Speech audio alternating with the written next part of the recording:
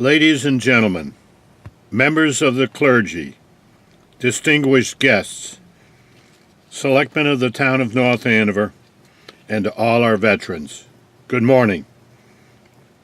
It is a great honor to be asked to be part of the rededication of our World War I monument that was first dedicated by another Nathaniel Stevens almost 100 years ago. My family joins me in expressing our gratitude that North Andover, a town we love so much, has asked us again to be part of this centennial ceremony. Today we recall the universal rejoicing at the armistice of 1918 on the 11th hour of the 11th day of the 11th month of that year. After all the slaughter and suffering of the war that started in the summer of 1914 after the assassination of Archduke Ferdinand of Austria, the United States entered the war in 1917. Nearly 5 million Americans answered the call to serve, and when they came home, they became part of the great solidarity among all veterans who have seen the face of war, never forgetting those who did not come home with them. Each name on our monument has a story behind it. On the far right column, you will find the name of my cousins, Caroline Stevens and her brothers, Abbott and Samuel Dale, who volunteered to serve. Caroline served in Toul, France, in a hospital very close to the front.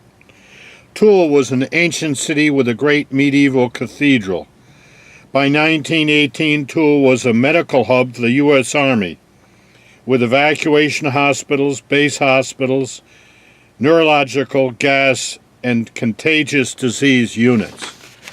It was also the home of 45 units of the Army Air Service, and the area from which 2 large offensives were launched during the last 8 weeks of the war. Caroline was immersed in frontline casualties, both civilian and military. At the same time, the man who would later become Caroline's husband was serving as an artillery scout. The young Horatio Rogers managed to keep a small red leather vest pocket diary, a gift from his father, full of cryptic notes about his daily life at the front. These notes became the source of his book called The Diary of an Artillery Scout, published nearly 60 years after he came home. On the flyleaf of the diary is written, Corporal Horatio Rogers, Battery A, 101st Regiment, Field Artillery, 26th Division, that was the famous Yankee Division, in the 51st Brigade of the American Expeditionary Forces. About his diary, he also wrote, at the back are 10 pages full of irregular words, spotted with rain, written on horseback, in shell holes, dugouts, haylofts, on troop trains, ships, and camions, French for a heavy wagon for transporting heavy loads. What follows is a faithful, nearly day-by-day account of one corporal's war.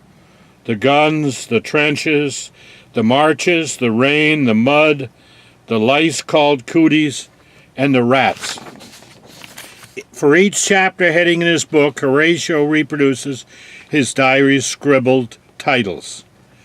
Shellfire and Gas, Our First Man Killed, A Gun Crew Wiped Out, I Get Gassed, A Battle Against Mud, Route Marking at Night, War in the Open with More Losses, Crossing into the Enemy's Country, Scenes around Croix Rouge Farm, Some Drivers Killed, Exhaustion, Hiding in the Woods, Shrapnel Fire, Cold Weather, Fed Up with the War, The Breaking Point, Disaster, 7 Days of Torment, and then miraculously, the armistice. In an entry for November 1918, he says, I walked over to battalion headquarters where I found that the attack was called off. On my way back, I yelled the good news as soon as I came in sight of the men in the gun pits.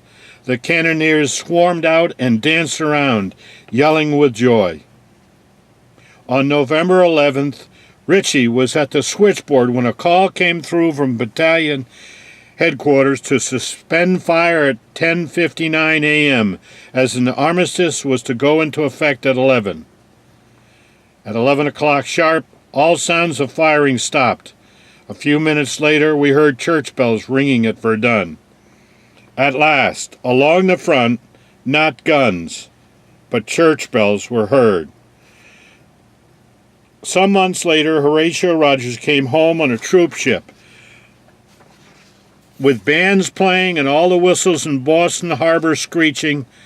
The Agamemnon nosed up to Commonwealth Pier and made fast.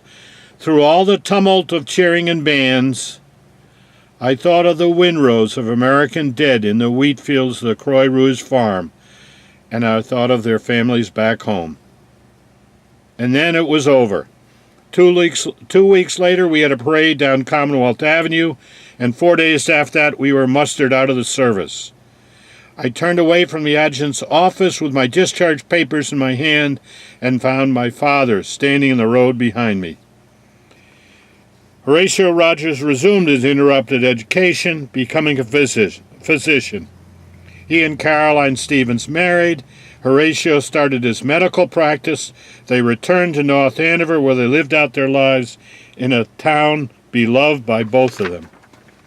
In the preface to his book, Horatio Rogers said that of all the things he found in his attic so many years after the war, the little red vest pocket diary became for him like the things people will dash into a burning house to save. In 1922, when our town's monument was dedicated, the audience could read 340 names of those who came home, and the names of the 3 who did not. Today, standing where they stood, we too can read those names, but with one great difference.